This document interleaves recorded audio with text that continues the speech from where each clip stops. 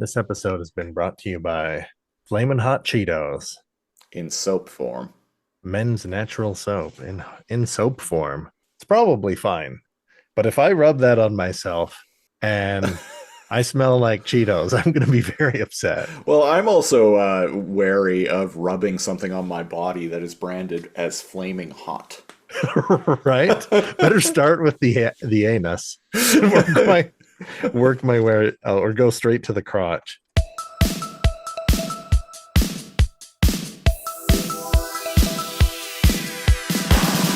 Lazor Comb. We are not going to panic. What the heck even happened to you, man? Vengeance. Shrimp Daddy! Ha ha ha ha! Give him a hockey stick! What am I, fucking magician, man? Am I some kind of fucking magician, man? Fucking nerd. Whatever. It's not like we're professionals anyway. And I'm not sorry anymore. Time to big brain. Every day, yes. What is the airwolf of trains? Good evening, members of the Belmont or Dracula family. Welcome to episode 126 of the Lazor Comb podcast, the show where we comb through random episodes of classic TV with a fine-tooth laser. I am, as always, Christopher Siege, one of your hosts. And I'm Cal Sylvania, your other host. Castlevania. Castlevania. This week on the Lazor Comb podcast, we are continuing on with the theme of Netflix original anime in honor of Cal's birthday. These shows are all Cal picks. And Right. This week we are talking about the Netflix original anime, Castlevania.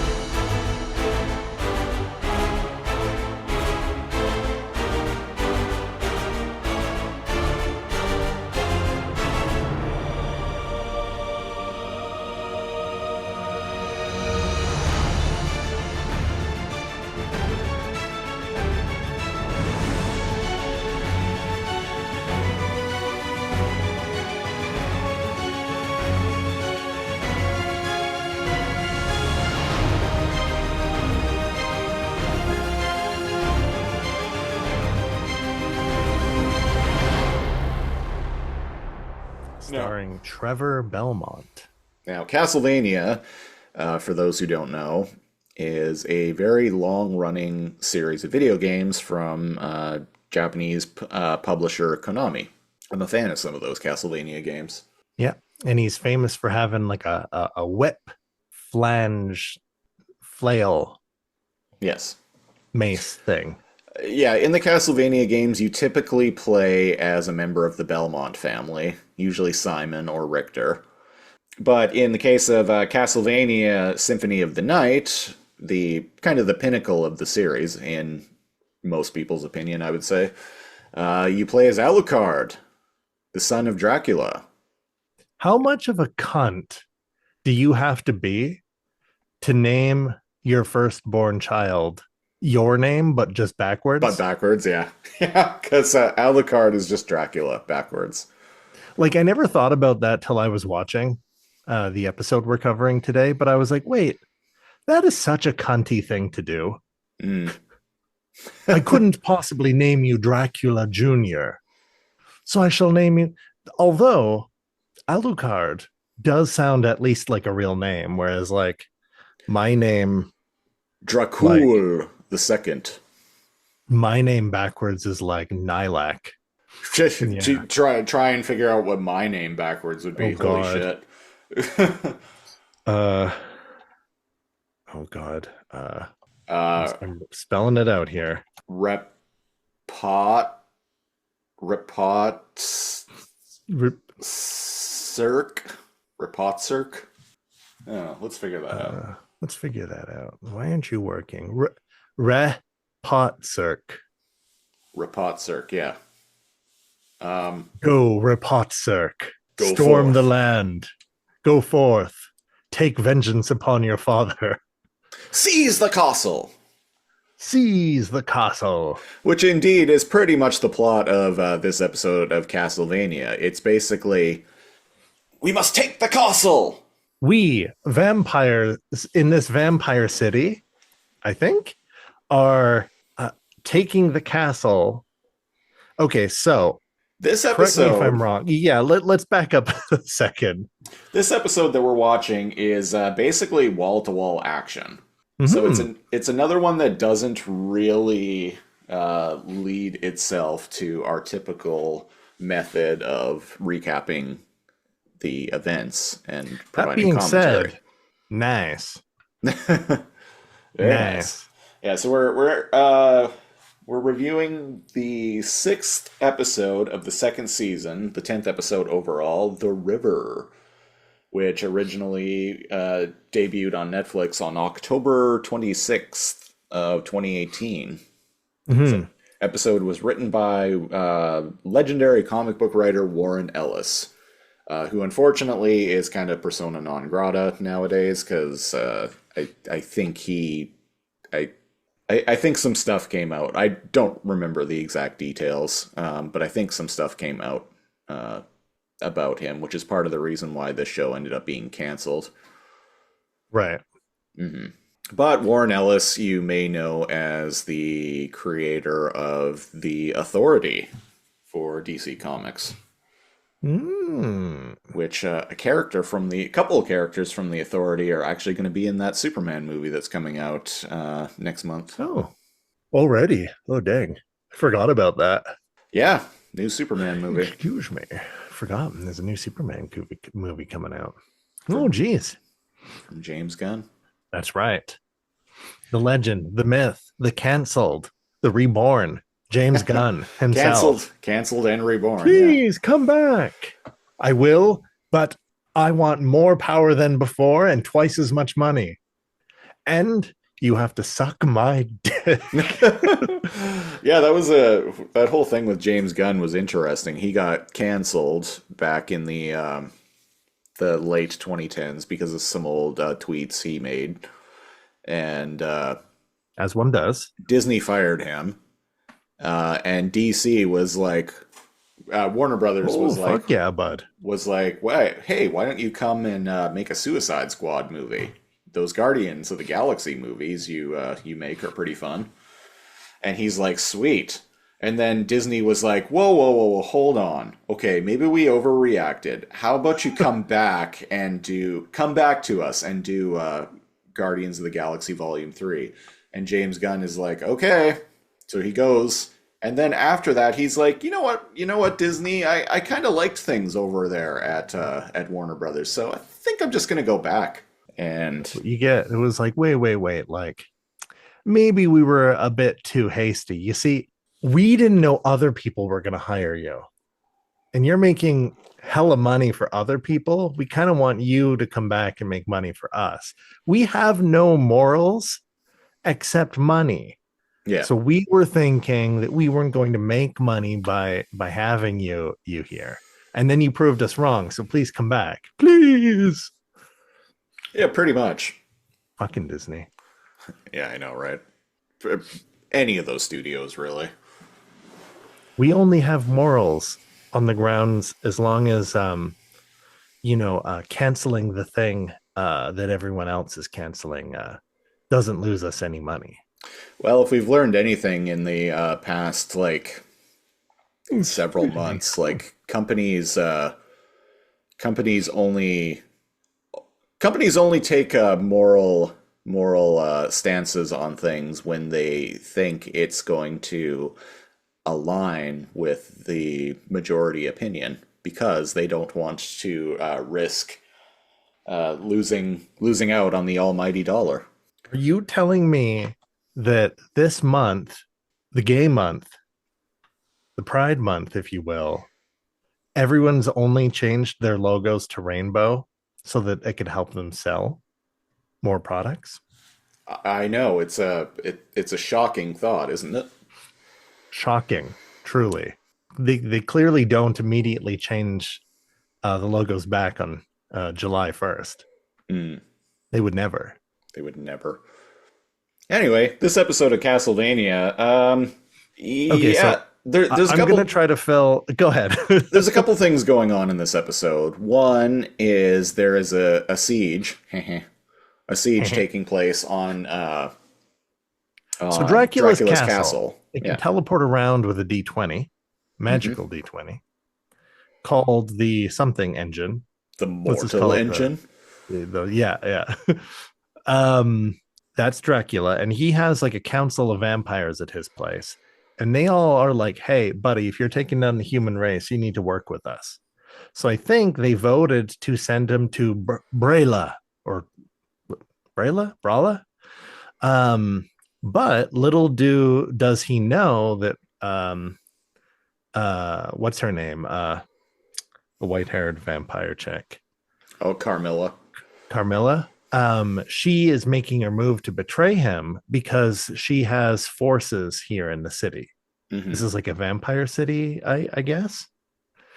Yeah, there's a couple things going on. Yeah, a lot going on. Carmilla's forces are trying to storm Dracula's castle, but meanwhile, our three heroes, Trevor Belmont, Alucard, and Sypha? Sypha.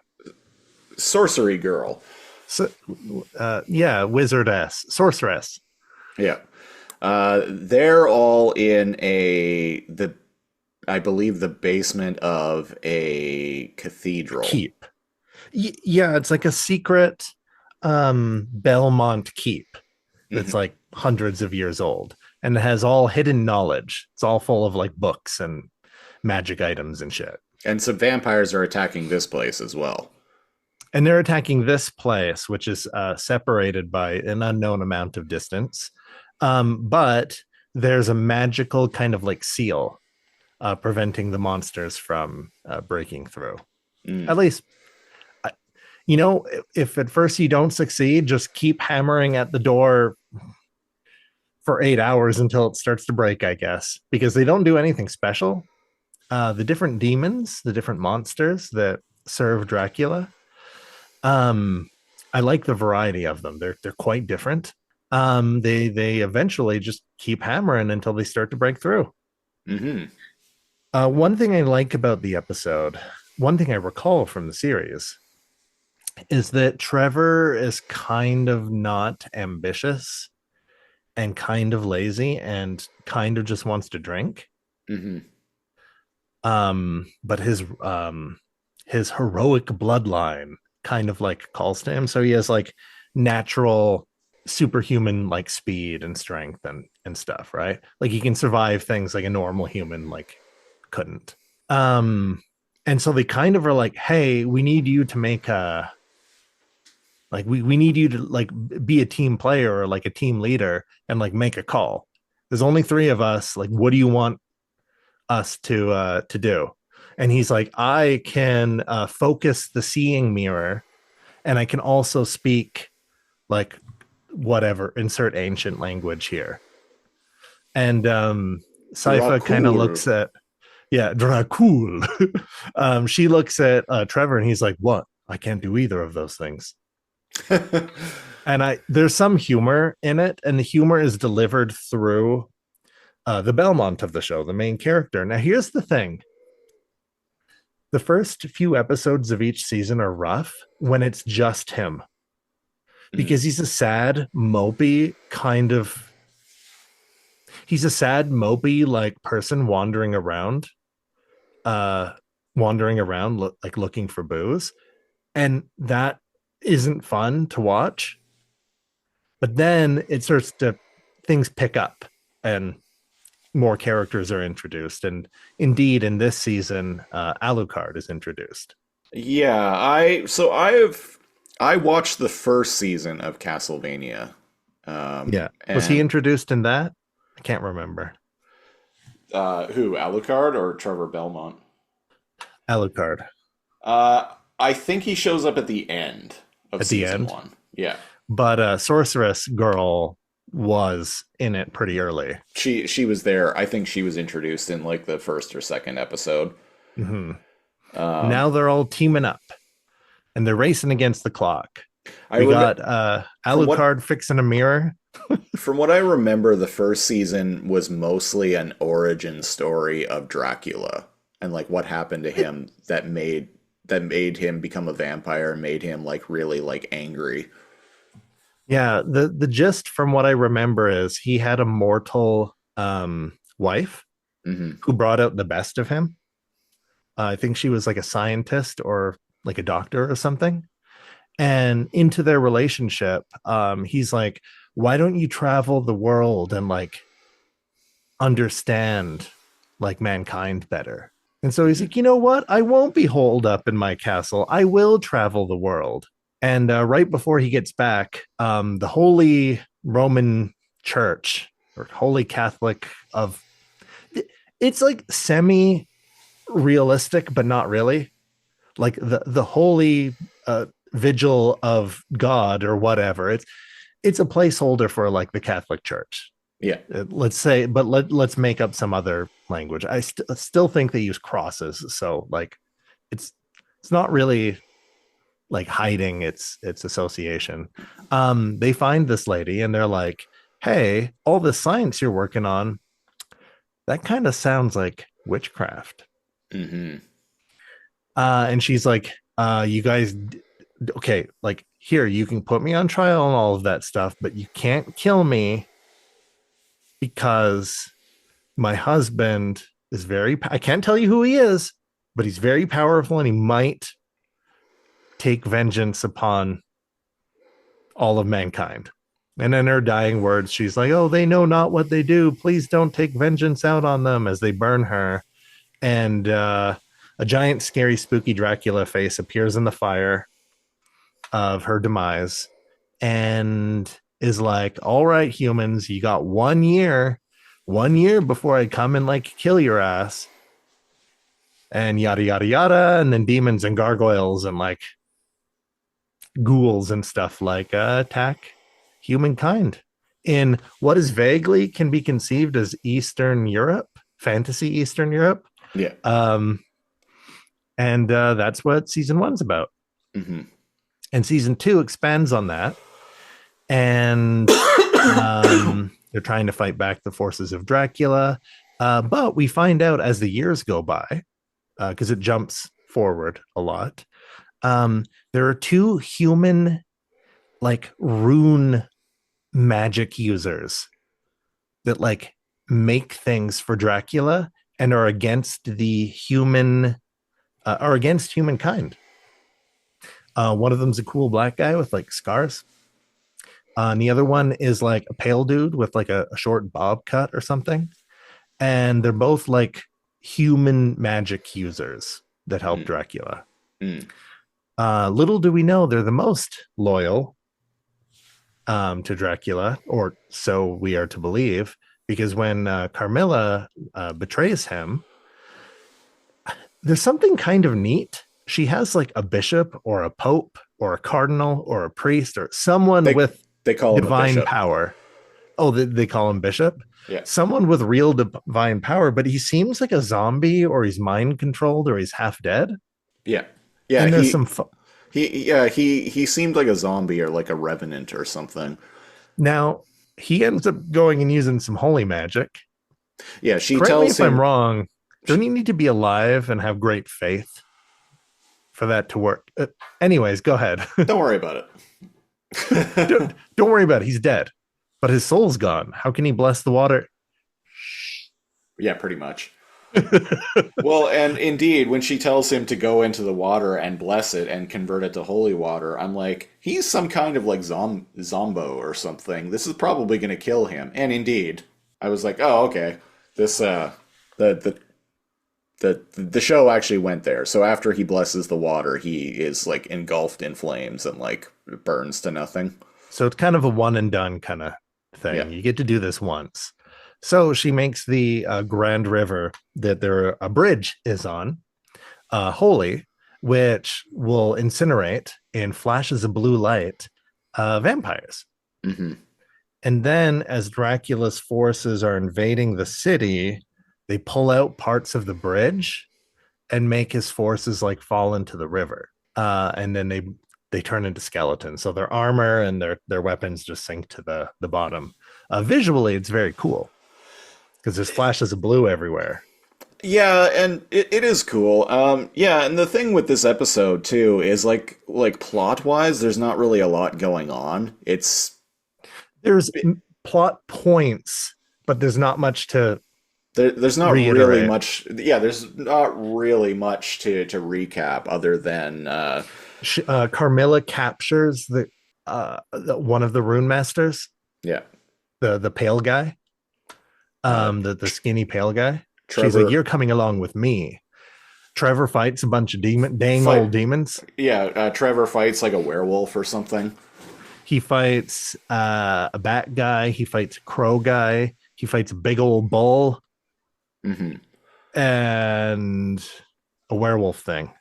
A number of things, yeah.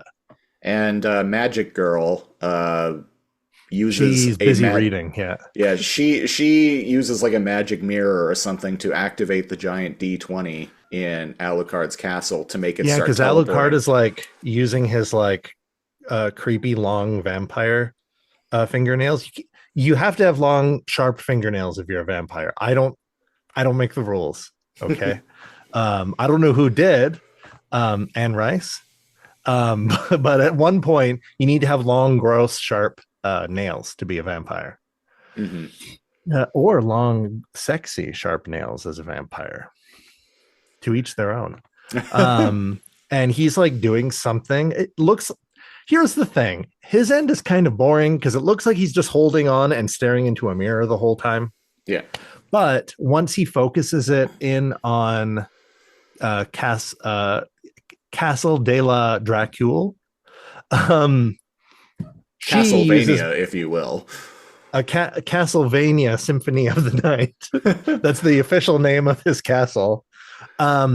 She burns up the spell, the thing that she needed. So again, it's kind of like a one and done thing.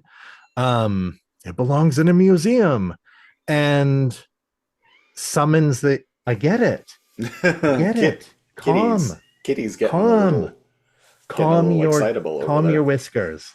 Calm. He does this when he wants attention in the middle of the day, which just so happens to be recording time. Yada, yada, yada. Magic Girl forces the D20 inside of Castlevania to teleport away from the siege, which they were losing. Because it seemed like they were breaching the castle. And Dracula's just sitting in front of a fire being like, what? We're under attack? Oh, okay. Because he's kind of like just done with life and everything at this point.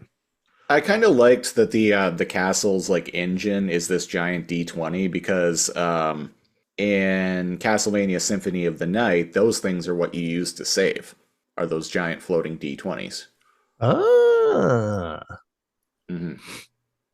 So what you're saying is you icosahedron at least once a day.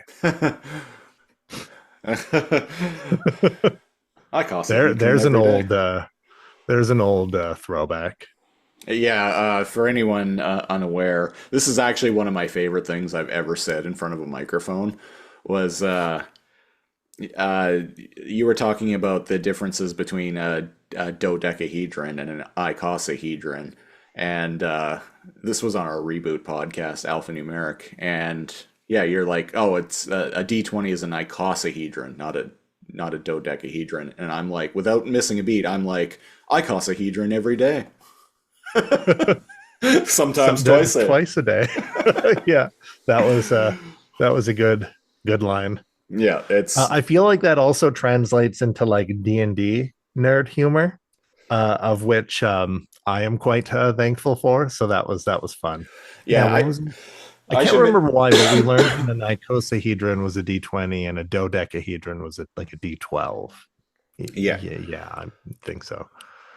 I should make a new version of that icosahedron everyday shirt with like like a Castlevania like a kind of theme or something like that. Yeah, with like actual like D20s on it and stuff.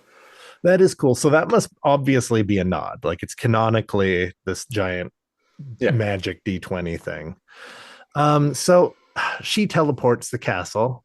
Everybody doesn't know what's going on, but it's glitchy because it kind of lists. They turn it into the Leaning Tower of Castlevania, and it keeps teleporting around, and it like squishes and makes a shockwave of wherever it teleports to.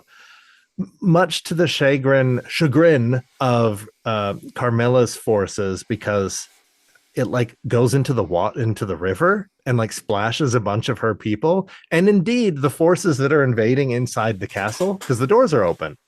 So I guess Dracula doesn't need to worry about his castle being invaded because it was just flooded and killed all the invaders. When it finally stabilizes, Alucard is like, Cypher, where did you teleport Daddy's manor?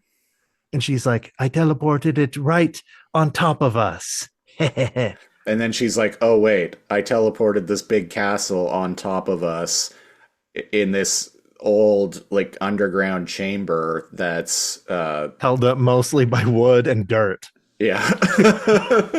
And I think the episode ends with them being like, oh, and then them running to like leave because it may possibly collapse. Probably aided by the fact that all the monsters Trevor was fighting also destroyed big portions of the keep. And like we had said, that there's not a lot happens in terms of following the main plot, but not a lot to recap. There's cool vampires fighting other vampires. They fight differently because like you can't just stab a vampire, you need to like behead them or stake them, but they're wearing armor. So like they can still fight with one arm. Like vampires fighting vampires is different. Vamp. They be vamping. I'm actually in a vampire Dark Ages RPG game. Oh, cool. Yeah, on every other like Wednesday nights. So the issue of vampires running into other vampires and how to fight them during the medieval era comes up. The trick is, now, from what you know, Kitten, quiet. Yeah, no.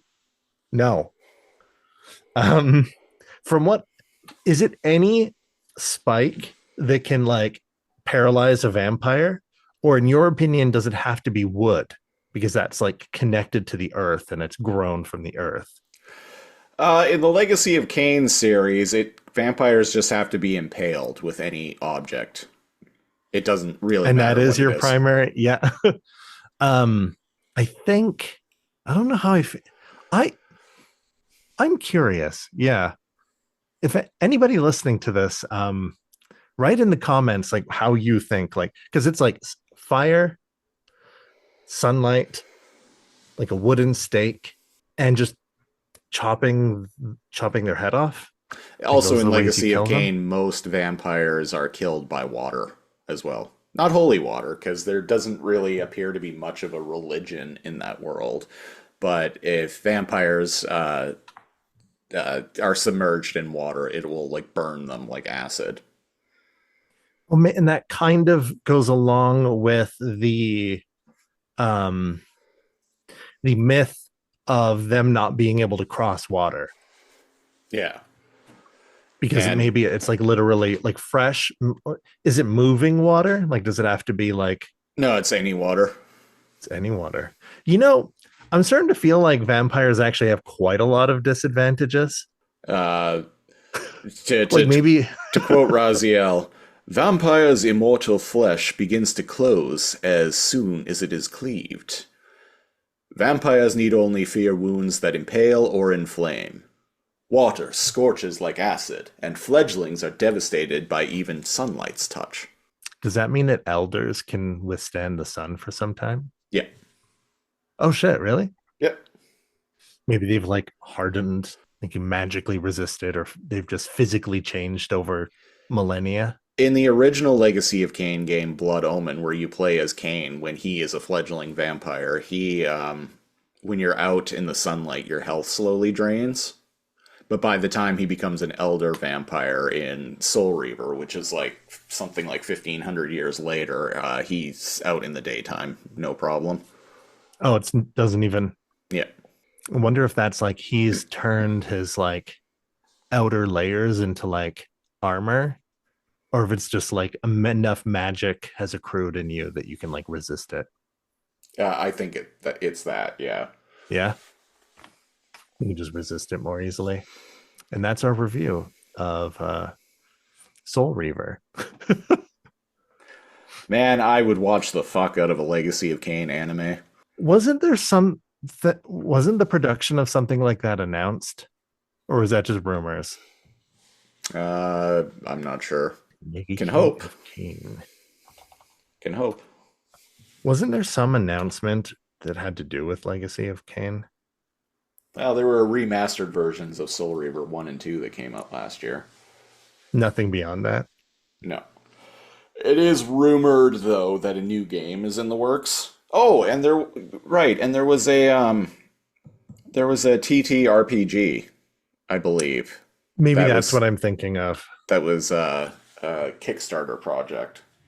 And there was like if you have no idea what that is, that's a tabletop role-playing game like Vampire the Masquerade or Dungeons and Dragons. I would play that. Legacy of Kain. No anime, but there is a TTRPG. That's cool. Yeah, it's called Scourge of the Seraphim. What an interesting and yet like prevalent impact on pop culture Soul Reaver has had. Yeah? How do you mean? Like monetarily speaking and like mainstream speaking, it's not that popular. The average Joe will have no idea what you're talking about when you say Soul Reaver. Generally, yeah. Yeah. And yet the people that do know of it, it's like their favorite game. They're like hype for more of it. They like know the story like in and out. Yeah, that series has a very dedicated fan base. Mm-hmm. Yeah, like, that's what I mean. Like when the probably bigger than Reboot.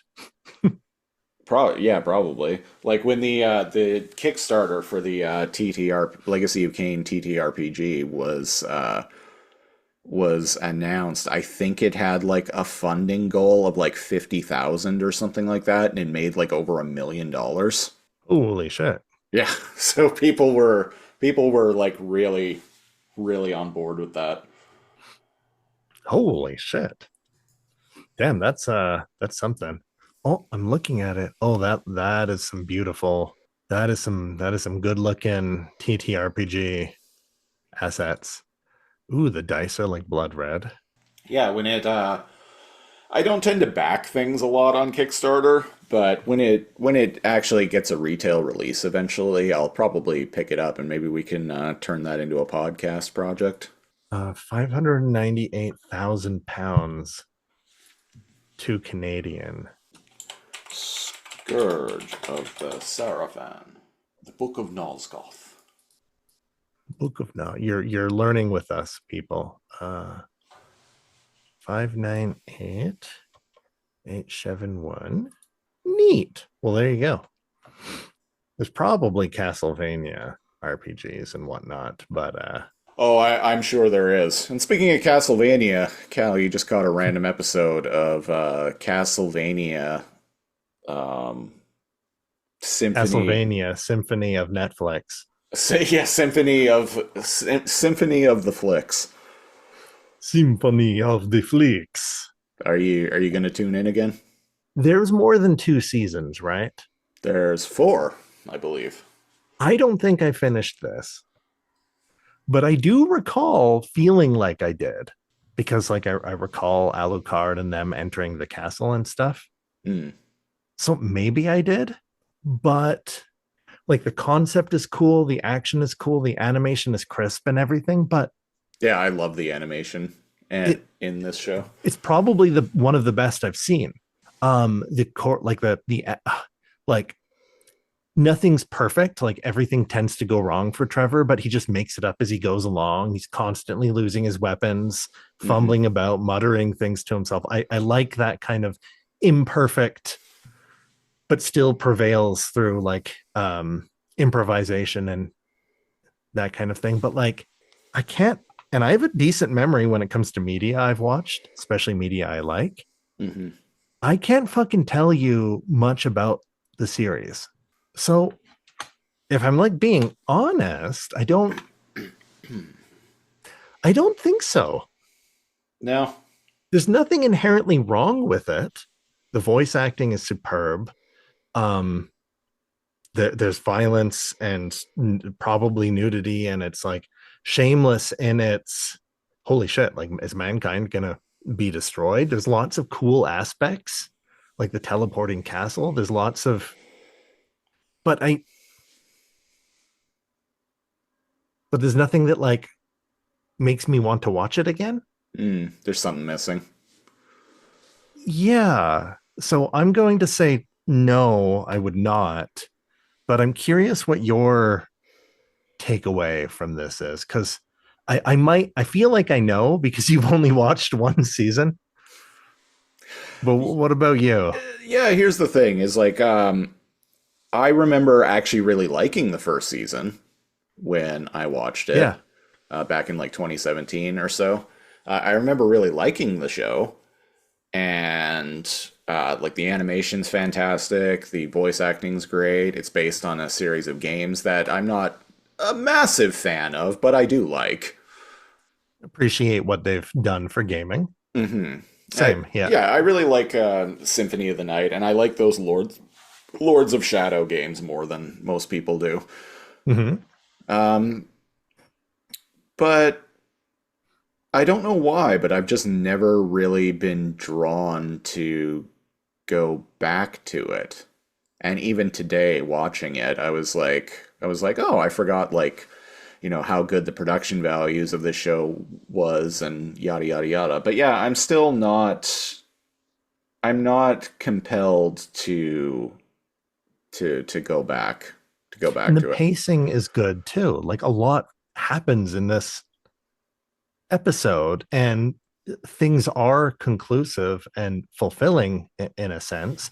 And I remember when I finished watching it being like, oh, is that it? And I like went online and looked. I'm like, oh man, that's it. But like, other than that feeling, and even watching this and being intrigued and being like, oh, interesting, and like how the different monsters' attacks work feels very video gamey. Like the weird crow monster can like furl its wings in and like open them really fast and like make a shockwave that like throws like Trevor like backwards or whatever. Like there's lots of little throwbacks to the games and stuff here, and the production, like this is a good example where everything's done right, but I still don't want to necessarily keep watching. Yeah, that's yeah. Is that where you're at? I think that's where I'm at too. Yeah, I have no, you know what? There's no connections to the characters. Not even that they're bad characters, but like they just kind of feel like they're along for the ride. And it's way more interesting following like Dracula and like the court and the politics with his like human like rune masters and stuff. Yeah, I think my biggest problem with this episode is that there's not a lot of plot to it. There's not a lot of dialogue. Like I tend to gravitate toward really like talky things. And in this, there's so many big battles and big actions happening and people running around and spells happening and fight scenes that there's not enough to like give us their personality. Yeah, exactly. Yeah, that's fair. Yeah, and at this point in my life Agreed. too, like I don't watch like a lot of like action movies or anything like that anymore. Honestly, like I kind of watch like low key like dramas. Yeah, wasn't there a movie that we just watched that we both liked that was Like a drama? Like The best thing I've watched recently was I started watching a show on Apple TV Plus called Dope Thief. And Oh, that was like literally, that was a show about a guy who, him and his buddy basically, they pose as DEA agents and they rip off drug dealers. okay. But things go really bad for them when they rip off the wrong drug dealer. And Uh-oh. yeah, Who would have thought? it's a really fucking good show, but it's like it's a straight up drama. It's not really like, despite the plot, it's not really action heavy. There's not a lot of comedy in it. It's a very like downbeat, kind of dour show, and I'm all about it. Oh, well, there you go. Well, we did it, folks. We watched Castlevania, Symphony of the Flicks. Yeah, that was episode 126 of the Lazor Comb podcast. If you want to support the show, go to patreon.com/lazorcomb, LAZORCOMB. Starting at the $5 tier, you get access to our bonus weekly Patreon exclusive show, the Super Lazor Comb Patreon Super Show. $10 tier, you get the occasional commentary track and the ability to pick a show for us to review a random episode of on this very podcast. So if you want to get in on that, go to patreon.com/lazorcomb. Join the Discord, link in the description if you want to interact with us. And if you're watching this on YouTube, leave a comment, like the video, subscribe to the channel. If you're listening to this on Spotify or Apple Music, leave a 5-star review. Really helps us out with discovery and whatnot. And what vampire lore do you adhere to? I think the stakes need to be wooden. Because it needs to be like something from the earth that used to be alive. Well, Maybe I'm wrong, though. Vampirologists, those must exist, right? We know you're watching. Leave your your comments in the comment section. and if you like the Legacy of Kain games, give a shout out to that in the comments. We'll be back next week with the next installment of the Netflix original anime month, with a show, Cal's pick, called Baki. Baki, not to be confused with Baki the Grappler, which is the same character, just technically a different anime. Yeah. Not to be confused with Baki Hanma, which is also a different anime, same character. Also not to be confused with Baki Baki Panic. Holy shit, there's a call out. Or not to be confused with Baki Me Back to Old Virginia. Or or not to be confused with Baki to the future. Baki You Like a Hurricane. So to figure out what episode we're going to watch, I'm going to hit screen share as always. I'm going to purring kitten here. Share. So Baki has 39 episodes, so we're going to go to the random number generator, one episode between 1 and 39, and here we go, where it stops on episode 5. Aw, shit. Season 1 episode. Want some more? While out with Kozu Matsumoto, girlfriend of the main character, Baki Hana is almost ambushed by Spec, but he's spared a fight when Kaoru Hanayama suddenly appears to protect the couple from harm's way. Alright, well, we'll be back next week with that, and until then, I have been The Siege, one of your hosts. And I'm Neo Cal, aka Castlevania, Symphony of the Cal. Thanks for listening. We will symphony you next time. We will taste defeat next time. Bye-bye.